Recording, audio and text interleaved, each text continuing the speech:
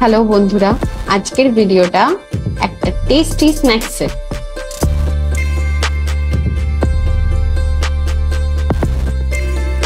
স্ন্যাক্সটা আসলে খাওয়া যায় দুরকম ভাবে, একটা সন্ধ্যের স্ন্যাক্স আর একটা আমি যেটা করে থাকি রাতে এটা দিয়ে তরকারি বানাই, যেরকম বড়ার তরকারি হয় ঠিক সেরকম। অ্যাকচুয়ালি এই স্ন্যাক্সটার সাথে মাছের ডিমের বড়ার অনেক সাদৃশ্য রয়েছে, কিন্তু এর মধ্যে মাছের কোনো অংশই নেই।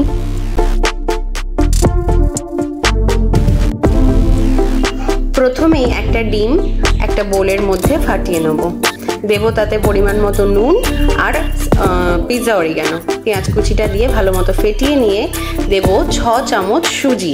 একটা ডিমের জন্য পরিমাণ হচ্ছে ঠিক 6 টেবিল স্পুন সুজি।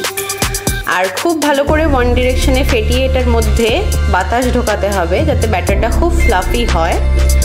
আর এর মধ্যে দিয়ে দেবো লেবুর রস, একটু চিনি দিয়ে খুব ভালোভাবে এটাকে ফেটিয়ে নেব এবং ওয়ান ডিরেকশনে আর এই 8-এর মতো করে ফেটানো যাবে। চাপা দিয়ে কিছুক্ষণ রেস্ট করতে দিয়ে কড়াইয়ে সর্ষের তেল দিয়ে এই ব্যাটার থেকে অল্প অল্প অংশ নিয়ে বড়ার আকারে তেলের মধ্যে ছেড়ে দেবো।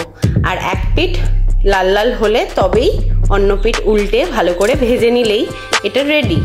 এটা হচ্ছে ডিম সুজির পাকোড়া, ভীষণ সুন্দর খেতে, মাছের ডিমের মতো দেখতে, কিন্তু টেস্টটা অপূর্ব।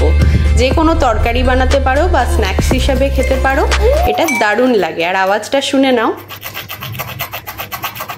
এটা প্রচণ্ড ক্রিস্পি হয় আর খুব সুন্দর খেতে হয়। ট্রাই করে জানিও কিন্তু। প্যাশনস অফ সহেলি চ্যানেলটাকে লাইক, শেয়ার, সাবস্ক্রাইব করো।